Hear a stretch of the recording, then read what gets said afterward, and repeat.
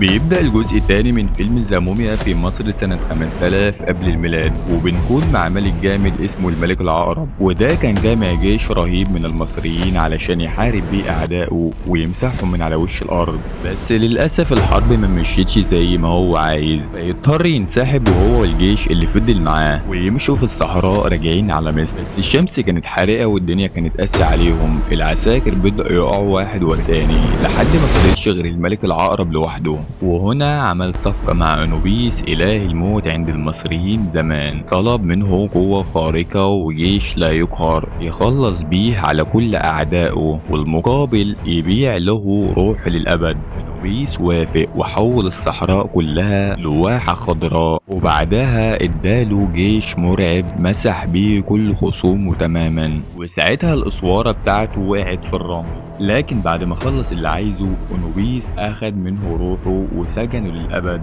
وبنرجع بعديها لمصر سنة 1933 وبنشوف اتنين متجوزين ريك وإليفين كانوا جوه مقبرة فرعونية قديمة مليانة مومياوات وعقارب، والحيطان كلها منقوش عليها رمز غريب، رمز الملك العقرب. وفجأة بيلاقوا صندوق قديم جدا وبيفتحوه بيلاقوا جواه صورة الملك العقرب اللي محدش سمع عنه من آلاف السنين. بس أول ما بيمسكوا الأسوارة المقبرة كلها بتتهز والدنيا بتنقلب والحيطان بتنشق والمكان بيغرق ويبقى فيه مياه خارجة من تحت الأرض، كأن اللعنة اتفجرت في اللحظة دي. ريك وإليفين بيجروا بأقصى سرعة علشان ينجوا بحياتهم ومعاهم الصندوق اللي فيه الأسورة. بيرجعوا البيت وهم مرعوبين وبيبدأوا يدوروا في الكتاب القديم علشان يفهموا ايه اللي حصل، وبيكتشفوا كارثة. لو حد لبس الأسورة دي الملك العقرب هيرجع للحياة بعد 7 أيام،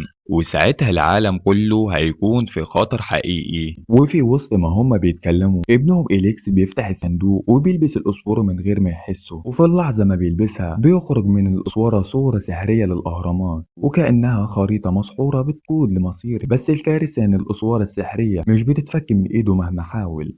وفي نفس الوقت في حتة تانية في مصر كان في عصابة بتحفر في مدينة الموتى الأسطورية وبيستخدموا كتاب فرعوني قديم اسمه كتاب رع. هدفهم يلاقوا الملك أمنحتب علشان يرجعوه للحياة من تاني. وفعلا العصابة بينجحوا في إنهم يلاقوا الموميا وبيعرفوا إن الأسوارة مع ريك وإليف، فبيقرروا يطاردوهم بأي تمن. وبيوصلوا فعلا لريكا وعائلتها وبيطلبوا منهم يسلموا الأسوارة. إليفين بترفع الأسوارة وبتفكر تسلمها، بس اللي هيحصل بعد كده هو اللي هيقلب كل حاجة في اللحظة دي. بيظهر قائد قبيلة مصرية اسمها الحراس، دول الناس مهمتهم من آلاف السنين إنهم يحموا الأسوارة للملك العقرب. وبيحاول القائد يمنع العصابة من إنهم ياخدوا الأسوارة وبيبدأ يتخانق معاهم وقتل رهيب. بس للأسف العصابة بتتفوق عليهم وبيقدروا يخطفوا إليفين وياخدوا الصندوق اللي كانوا فاكرين إن فيه الأسوارة وبيهربوا.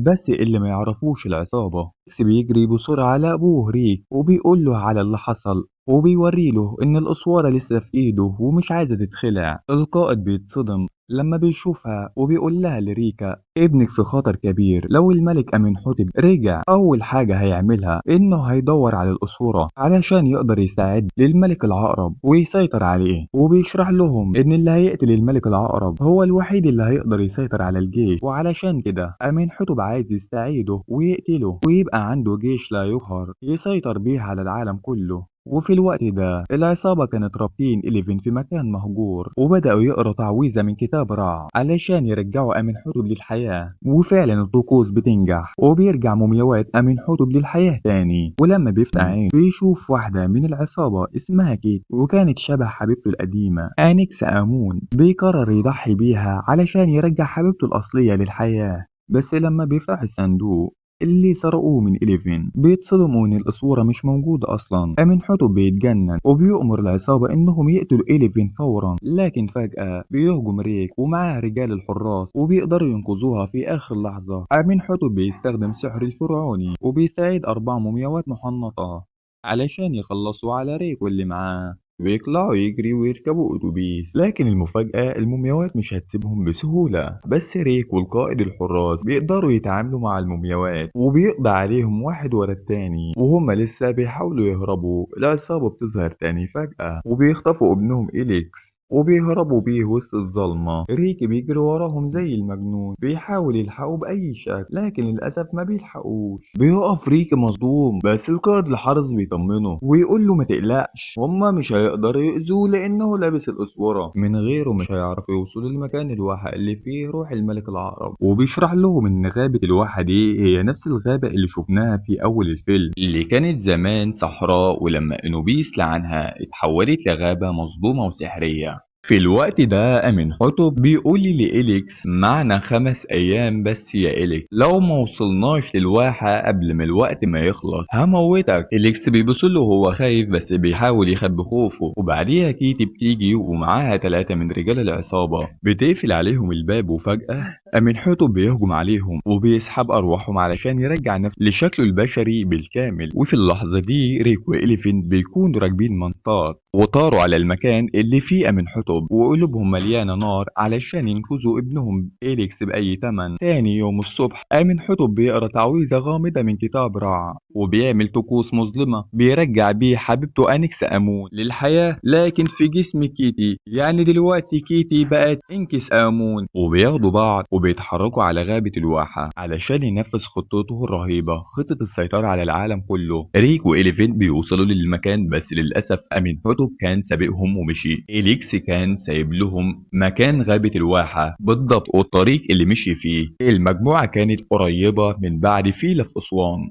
وهناك بيكونوا في رجال بيحاولوا يساعدوهم في التصدي لأي خطر لو تم استدعاء الجيش الملك العقرب. وبعد كده بيتحركوا ناحية الواحة، وهناك بيظهر أمينحتب اللي بيحاول يخلص عليهم باستخدام السحر، فبيستدعي موجة ضخمة من المياه علشان يغرقهم، لكن بيفلتوا من الموجة في آخر لحظة وبيكملوا طريقهم لحد ما بيوصلوا أخيرا للواحة. في الليل بيوصلوا أمينحتب هو ورجالته لنفس المكان، وهناك بيعرف إن روح الملك العقرب محبوسة جوه الهرم اللي واقف في نص الواحة. فجأة كائنات غريبة بتظهر وبتبدأ تهاجم رجالة أمينحتب واحد ورا التاني. الكائنات دي بتحرس المكان، لكن أول ما بيشوفوا قوة أمينحتب السحرية بيبدأوا يخافوا منه وبيبعدوا عنه. في اللحظة دي أمينحتب بيخطف حبيبته وبيهربوا ناحية الهرم. في نفس الوقت ريك بيسمع صوت صريخ جاي من رجالة أمينحتب، فبيستغل اللحظة دي وبيجري علشان ينقذ ابنه إليك. وفعلا بيوصلوا له وبيهربوا سوا، لكن واحد من الكائنات بيجري وراهم علشان يخلص على ريك، بس ريكي بيسحب المسدس وبيموته بضربة سريعة. في اللحظة دي إليفين بتكون فرحانة إن ابنها بخير. إليكس بيقول لهم بسرعة أنا لازم يدخلوا الهرم قبل شروق الشمس، لأن أول ما ضوء الشمس يلمس الأسوارة اللي لابسها الأسورة الملك العقرب هتتحول لمومياوات. وقبل ما يكمل كلامه بيسمعوا صوت غريب، ولما بيبص حواليهم بيلاقوا كائنات اللي بتحرس الغابة جايين عليهم. ريك ما ضيعش وقت وخد الديناميت من أرديس ورماها عليهم وقدر يبعدهم عن الطريق. ومع أول خيوط الشمس اللي بدأت تطلع